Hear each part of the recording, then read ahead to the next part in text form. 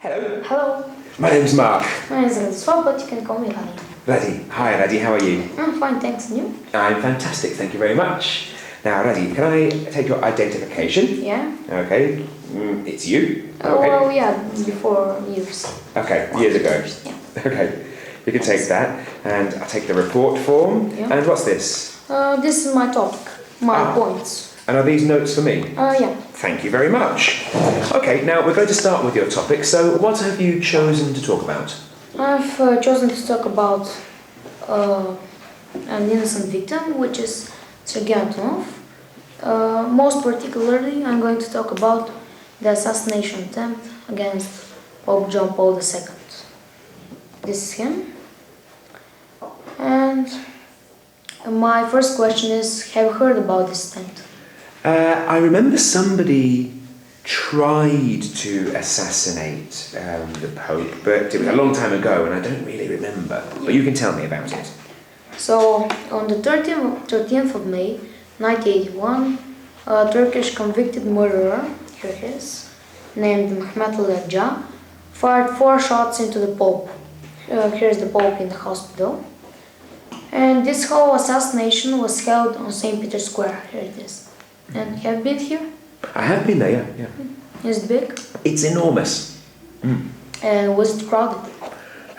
Once I went there, yes, it was. It was very crowded. I think it was before the Pope was going to speak, so there were lots of people there.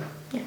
Well, so the Agca was arrested, and he said that Sergei Antonov was an accomplice in the plot to assassinate the Pope. And in this picture here, this actually isn't Sergei Antonov. This is like a clone of him. It looks like him, but it's not a very clear photo, No, this one. yeah. This is not Sergei Antonov. This is a man who looks like Sergei Antonov. And this is the Bulgarian in the court. This is his family, his daughter. Okay. And he was held in an Italian prison for 3 years. Yeah. And in the end, he was released due to lack of evidence. Oh, really? So he never went to court? No, he went to court, but I don't know what actually happened there. But in the end, they arrested him, and after more than 3 years, he was in prison. I mean, he was released from prison. But he was released in the end? Yeah. Okay. And do you think...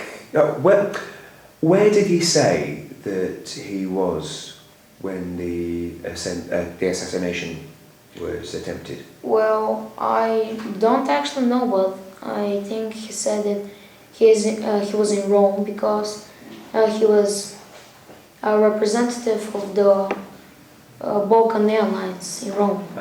Okay.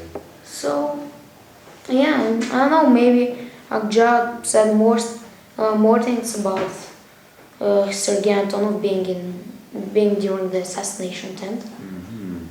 So maybe that's the reason he went to prison. Yeah, it could be.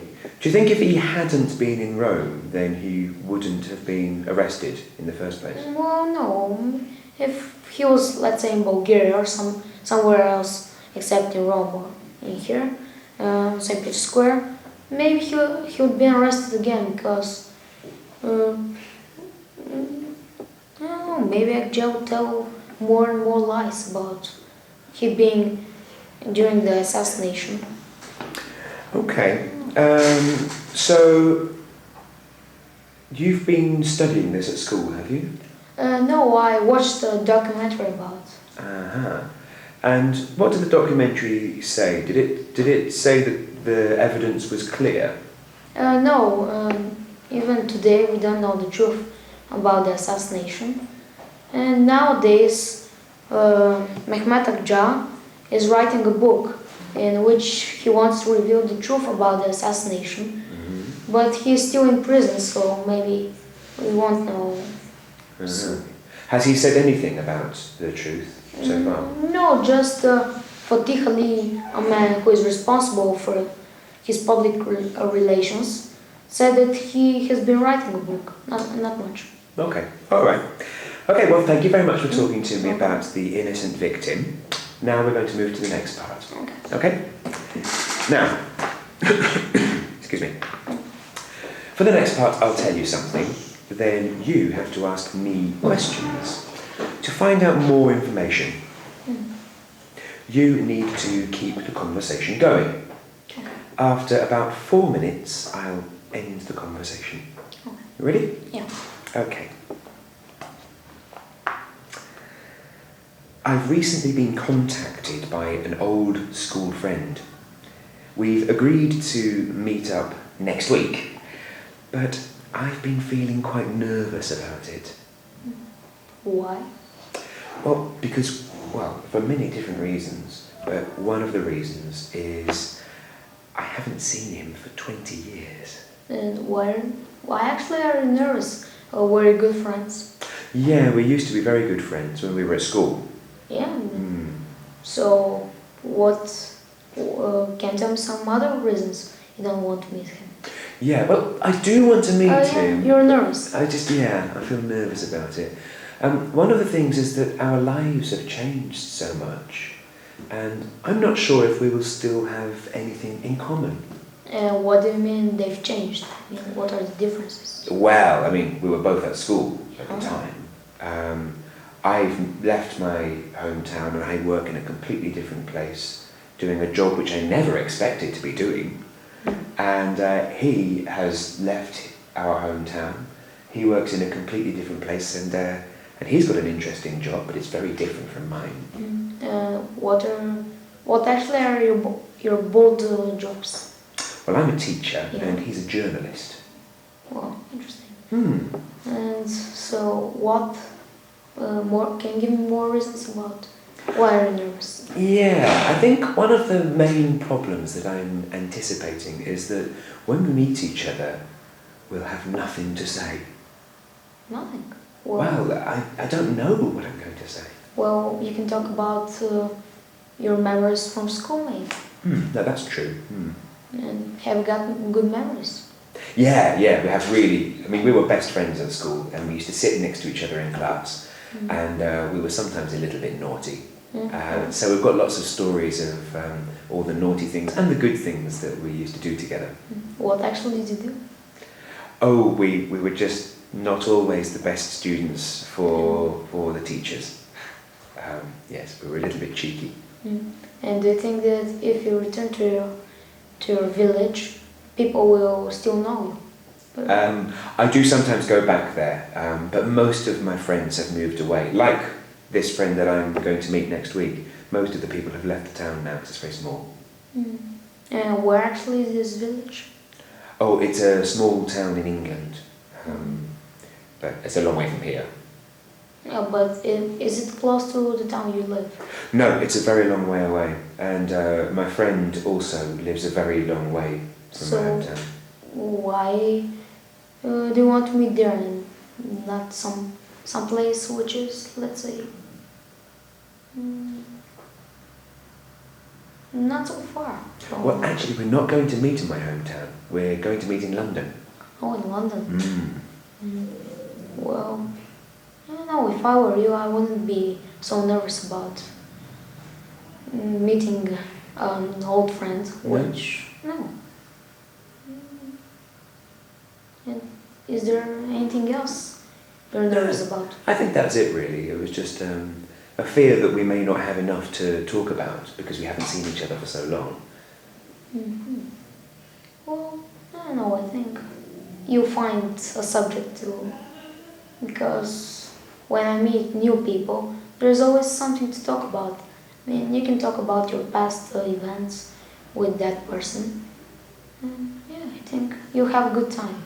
Okay, well, thanks for the reassurance. Right, let's talk about something different. Let's talk about public figures. Now, from your point of view, who are the people that have been talked about in the media, in the Bulgarian media recently? Well, Yurdanka Fandukova and Boyko Borisov. And who are they? Well, they're politicians. Boyko Borisov, let's say he's a superhero. Yeah, he was a secretary, he was a firefighter, and he also had a security company. And in 2005 he became the mayor of Sofia, and now he's the prime minister. Wow, he's had a very successful rise. Well, yeah. So what have people said about him? Well, I think that most people like him because when he says to do something, he does it. Right. At my point of view, he does it because I'm not very interested in policy, so yeah. Well, what about other people, non-politicians? What other public figures are there? If you look at magazines or newspapers. Oh, maybe, just maybe, I'm not sure. Dimitar Berbatov. Have you heard of him? I think I've heard the name. Yes. Is he a footballer? Yeah. He plays for the Manchester United now, and maybe he's a discussed public figure because to play in Manchester United, I think it's very good. So what have they been saying about him in the Bulgarian media? Well, I heard recently on the news that he was in a Yellow Pages magazine, but I wasn't that interested to look at it again. Okay. Yeah. And what about in England? In the United Kingdom, well, it's a lot of footballers, a lot of pop stars, and a lot of celebrities who are not really very famous, but they participate in reality television. Yeah. Do you have a similar reality television programs? Let me see. We have reality television programs for singing. Singing? No, I don't think so. No? Well, I'm not sure. Well, if we're talking about, for example, Music Idol and such things. Ah, yeah, for example. Well, yeah, we have those. Nowadays, there's only one that is, let's say, popular. In my country, it's very difficult to escape them.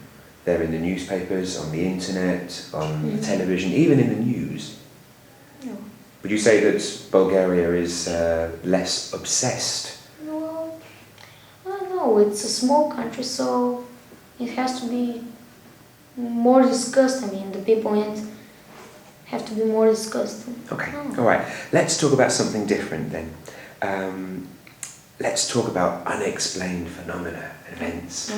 Have you ever had a strange event that you couldn't explain? Well, one time I was watching TV and I felt like somebody was breathing next to my ear. Yeah. And have you got a dog? Yeah, no. Okay. And I looked around and nobody was there. So what do you think it was? What do you think it might? Well, maybe it was a ghost, I don't know. Well, do you believe in ghosts? Well, yeah, because my grandma has had experience with ghosts, my mother, and yeah, I'm a bit superstitious about ghost stuff. Really? Yeah. So what do you think might exist? The ghosts of dead people walking around? Well, I'm not sure. Maybe my mother has had an experience with a ghost. He was in a gown, and she was very scared, and she closed her eyes. And then she felt somebody scratching under the bed. And in the morning, when they saw what was under the bed, they saw marks of the scratching. Yeah. So do you think that it was a ghost really? Well, she saw it. I mean, the ghost in the gown. Or could it be her imagination? I'm not sure. She isn't such a creative person. And from your perspective, if you hadn't heard your mum's story, would you have thought that the breathing in your ear could have been a ghost? Well, maybe, I don't know. I mean, maybe my situation was a little bit imaginated, but... Maybe because of your mum's story? No. I was watching TV, I didn't think of ghosts or anything. Somebody started breathing next to my ear, and yeah, it was really strange. And it's an unsolved mystery. And do you believe in ghosts? Personally, I'm not really a believer, no. And do you have experience? Well, I mean, I lose things all the time, but that's because I'm very forgetful. Well, I'm the same. Yeah? Okay, I can't really blame the ghost, it's just me. Okay, well that's it, we finished. Thank you very much, it was very nice to talk to you. You too. Okay. Yes, bye. Bye.